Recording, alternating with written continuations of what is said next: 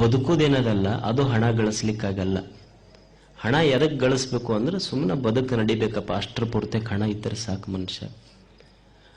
ಮನುಷ್ಯಗ ನೀವು ದುಡ್ಡು ದುಡ್ಡು ದುಡ್ಡು ಅಂತೀವಲ್ಲ ನಾವೆಲ್ಲ, ಈ ದುಡ್ಡಿನಿಂದ ಹಣದಿಂದ ನಾವು ಬರೇ ಹಾಸಿಗೆ ಖರೀದಿ ಮಾಡಬಹುದು, ನಿದ್ದೆ ಯಾರ ಖರೀದಿ ಮಾಡ್ಯಾರ ಅಲ್ಲ? ರೊಕ್ಕದಿಂದ ಹಾಸಿಗೆ ಖರೀದಿ ಮಾಡಿದವ್ರು ಅದಾರ, ನಿದ್ದೆ ಯಾರಿಗೆ ಖರೀದಿ ಮಾಡಕ್ಕಾಗೋದಿಲ್ಲ. ರೊಕ್ಕದಿಂದ ಪುಸ್ತಕ ಖರೀದಿ ಮಾಡಿದವ್ರು ಅದಾರ, ಜ್ಞಾನ ಯಾರಿಗಾರ ಖರೀದಿ ಮಾಡಕ್ಕಾಗತ್ತ? ಸಾಧ್ಯ ಇಲ್ಲ. ರೊಕ್ಕದಿಂದ ಔಷಧಿ ಖರೀದಿ ಮಾಡಬಹುದು, ಆರೋಗ್ಯ ಖರೀದಿ ಮಾಡಕ್ಕಾಗೋದಿಲ್ಲ.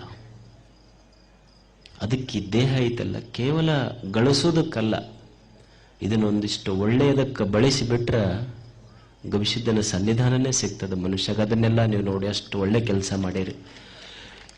ಇದನ್ನ ಎಷ್ಟೋ ಜನ ಈ ಜಾತ್ರೆಯಲ್ಲಿ ರೊಟ್ಟಿ ಮಾಡಿ ಕೊಟ್ಟಿರಿ, ಕಟ್ಟಿಗೆ ಒಡೆದು ಕೊಟ್ಟಿರಿ, ಎಷ್ಟೋ ಜನ ದಾಸೋಗದಾಗ ನೀಡಿರಿ, ಎಷ್ಟೋ ಜನ ಬಹಳಷ್ಟು ಮಂದಿ ಉಂಡು ಬಿದ್ದಿದ್ದು, ಪ್ರಸಾದ ತಗೊಂಡು ಕೆಳಗೆ ಬಿದ್ದಿದ್ದು, ಇದು ಅಜ್ಜನ ಸೇವಾಪ ಅಂತೆಲ್ಲ ತೆಗೆದು ಹಾಕಿರಿ. ಇದನ್ನ ಒಳ್ಳೇದಕ್ಕೆ ಬೆಳೆಸಿರಿ. ಇದಕ್ಕಿಂತ ಜಾಸ್ತಿ ಮಂದಿ ಸುಮ್ಮನೆ ಆರಾಮ ಹೋಗಿ ಉಂಡು ಹೊರಗೆ ಬಂದಿರಿ. ಮತ್ ಬೇರೆ ನಾ ಹೇಳೋದು, ಇದನ್ನು ಚೆನ್ನಾಗಿ ಬಳಸ್ಕೊಳ್ಳೋದು, ದೇಹವನ್ನು ಚೆನ್ನಾಗಿ ಬಳಸ್ಕೊಳ್ಳೋದು ಮನುಷ್ಯ. ಬುದ್ಧಿಯನ್ನ ಚೆನ್ನಾಗಿ ಬಳಸ್ಕೋಬೇಕು. ಇವತ್ತಿನ ಎಲ್ಲ ಆವಿಷ್ಕಾರಗಳದಾವಲ್ಲ, ನಾವೆಲ್ಲ ಇವತ್ತು ತಂತ್ರಜ್ಞಾನ ಅಂತ ಏನ್ ಹೇಳ್ತೀವಿ, ಇಂಟರ್ನೆಟ್ ಅಂತ ನಾವೆಲ್ಲ ಏನ್ ಹೇಳ್ತೀವಿ, ಇದೆಲ್ಲ ಮನುಷ್ಯನ ಬುದ್ಧಿಯ ಆವಿಷ್ಕಾರ.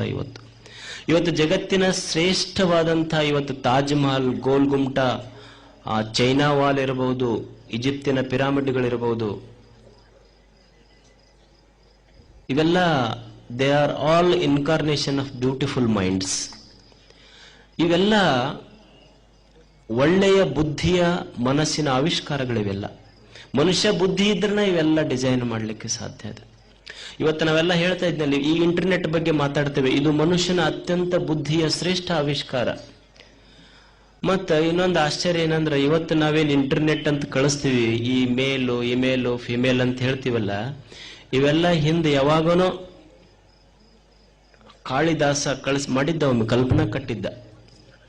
ಇವತ್ತು ಹಿಂದೆ ಕಾಳಿದಾಸ ಮೇಘದೂತ ಅಂತ ಒಂದು ಕಾವ್ಯ ಬರೆದ. ಆ ಮೇಘದೂತದಲ್ಲಿ ಏನು ಮಾಡ್ದ ಅಂದ್ರೆ, ಮೇಘಗಳ ಮುಖಾಂತರವಾಗಿ, ಮೋಡಗಳ ಮುಖಾಂತರವಾಗಿ ತನ್ನ ಪ್ರಿಯತಮೆಗೆ ಆತ ಪ್ರೇಮ ಸಂದೇಶವನ್ನು ಕಳಿಸ್ತಾ ಇದ್ನಂತ. ಈಗ ನೀವು ಇವಾಗೆಲ್ಲ ಮೊಬೈಲ್ನ ಕಳಿಸ್ತಿರಲ್ಲ ಹುಡುಗರು, SMS ಕಳಿಸಿ ಮಿಸ್ಸಿಂಗ್ ಯು ಲಾಟ್ ಅಂತ ಕಳಿಸ್ತಿರ್ತಿರಲ್ಲ, ಅವಾಗ ಮಾಡಿದ್ದವ ಕಾಳಿದಾಸ. ಇದೇನು ಹೊಸ ಕಲ್ಪನಾ ಅಲ್ಲ ಅಂತ. ಮನುಷ್ಯನ ಬುದ್ಧಿಯ ಆವಿಷ್ಕಾರ ಎಷ್ಟು ಅದ್ಭುತವಾಗಿದೆ ಅಂದ್ರೆ, ನಿಮಗೊಂದು ಘಟನೆ ಹೇಳ್ತೇನೆ ನಾನು. ನ್ಯೂಟನ್ನ ಬಗ್ಗೆ ನೀವೆಲ್ಲ ಕೇಳಿರ್ಬೇಕು. ನೀವು ಆರಾಮ್ ಕೂಡ್ರಿ, ಇನ್ನೂ ಮೂರ್ತಿ ಬಂದಿಲ್ಲ, ನಾ ಅದಕ್ಕೆ ಹೇಳಕತ್ತೀನಿ ನಿಮಗೆ. ನ್ಯೂಟನ್ ಗ್ರಾವಿಟೇಷನ್ ಪವರ್ ಬಗ್ಗೆ ಕಂಡು ಹಿಡಿದ, ಚಲನೆಯ ನಿಯಮಗಳ ಬಗ್ಗೆ.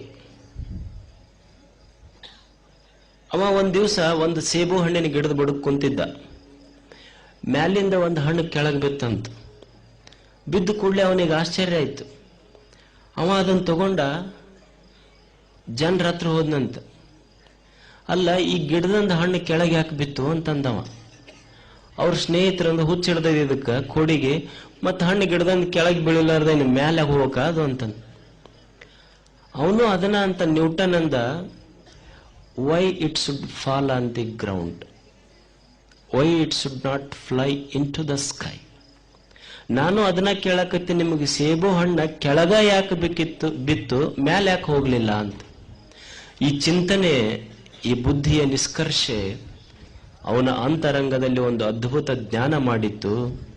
ಏನಂತಂದ್ರೆ, ಈ ಭೂಮಿಯ ಒಳಗೆ ಅದ್ಭುತವಾದಂಥ ಒಂದು ಗ್ರಾವಿಟೇಷನ್ ಪವರ್, ಗುರುತ್ವಾಕರ್ಷಣ ಶಕ್ತಿ ಇದೆ ಅನ್ನುವುದನ್ನು ಇಡೀ ಜಗತ್ತಿಗೆ ಸಾರಿ ತೋರಿಸಿದ್ದ ನ್ಯೂಟನ್. ಮನುಷ್ಯನ ಬುದ್ಧಿಶಕ್ತಿ ಅಷ್ಟು ಕೆಲಸ ಮಾಡ್ತದೆ. ಅವ್ರು ಡ್ರೈವರ್ ಇದ್ನಂತ. ನಮ್ಮಲ್ಲಿ ಬಹಳ ಜನ ಸ್ವಾಮಿಗಳಿಗೆ ತಮಾಷೆ ಹೇಳ್ತಾರೆ, ಒಂದು ಘಟನೆ ಕೇಳ್ರಿ ನೀವು. ಅವನ್ ಡ್ರೈವರ್ ಇದ್ನಂತ, ನ್ಯೂಟನ್ ಡ್ರೈವರ್. ಅವ ಹೇಳ್ದಂತ, ಏನ್ರಿ ಅವರು ಇದು ಗ್ರಾವಿಟೇಷನ್ ಪವರ್ ಕಂಡು ಹಿಡಿದ್ಮೇಲೆ ಬಹಳಷ್ಟು ಕಡೆ ಸೆಮಿನಾರ್ಸ್ ಇರ್ತಿದ್ದು, ಭಾಷಣಕ್ಕೆ ಕರಿತಿದ್ರಂತ.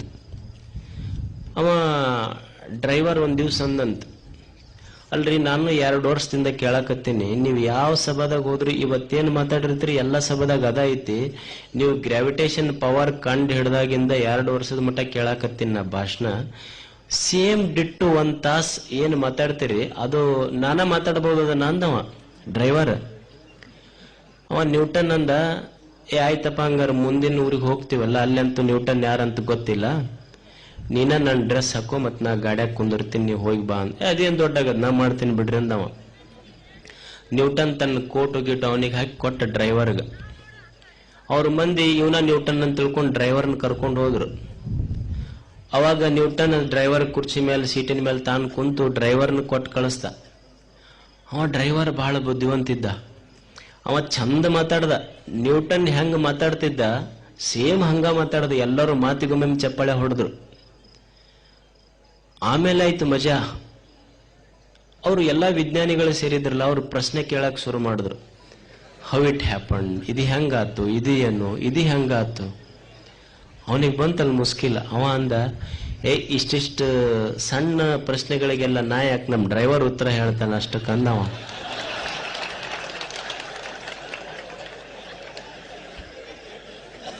ಇಷ್ಟಿಷ್ಟು ಸಣ್ಣ ಪ್ರಶ್ನೆಗೆ ನಾ ಏನು ಉತ್ತರ ಹೇಳೋದ ಬೇಕಾಗಿಲ್ಲ, ನಮ್ ಡ್ರೈವರ್ ಹೇಳ್ತಾನ. ಅದಕ್ಕೆ ಮನುಷ್ಯನ ಬುದ್ಧಿಶಕ್ತಿ ಬಹಳ ತೀಕ್ಷ್ಣ ಇರ್ತದೆ.